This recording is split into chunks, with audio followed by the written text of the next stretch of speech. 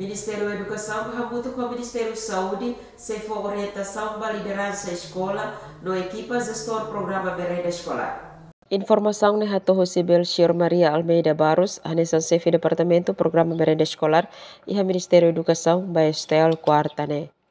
Ne acrescenta sira halo orientação ba cozinheira ka equipa gestão programa sira liu o insamba que sira bela prepara hahan hodiak tamba kolha kona ba nutrição hahang na beato fo ba estudante sira de hodiak tem que halo coordenação ho parte nutrição hahang seguro o si Ministério da Saúde niang.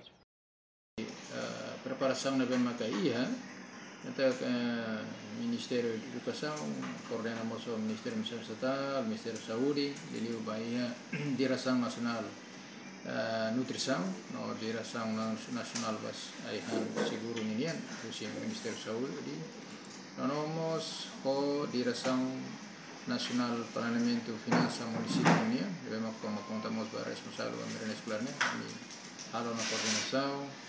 Agora rende proposta ser na bema kami hato na ba halo ena hing autorização usi bot sir quando hira proposta ser na autoriza kata usi atividades mesmo kami falau ba iha tania algum sir maka liu ami fokus liu ba iha cozinheira sir.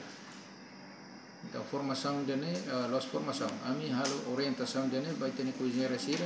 Jadi o insang magsirat para hang demokrasia. Jacinta Siqueira, STL News.